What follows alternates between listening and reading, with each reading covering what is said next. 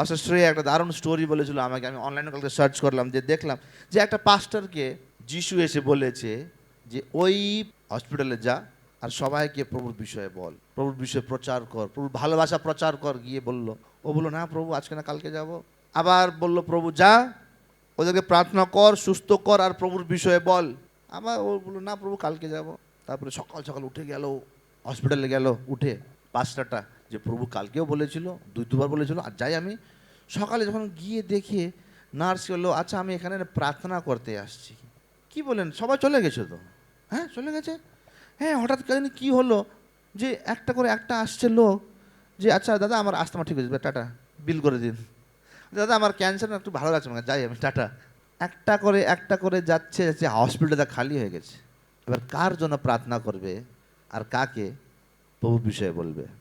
যিশু আসছিল, যিশু আসলো, সবাইকে ঠিক করলো, কিন্তু ওরা প্রভুর বাণীটা, প্রভুর প্রচারটা মিস করলো।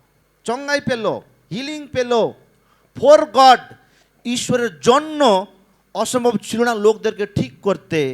কিন্তু যদি ওই পাস্টারটা কালকে রাত্রেই চলে যেত ঈশ্বরের সঙ্গে, চঙ্গাইও হতো, এত লোকরা প্রভুর বিষয়েও জানতো, উদ্ধারও পেত।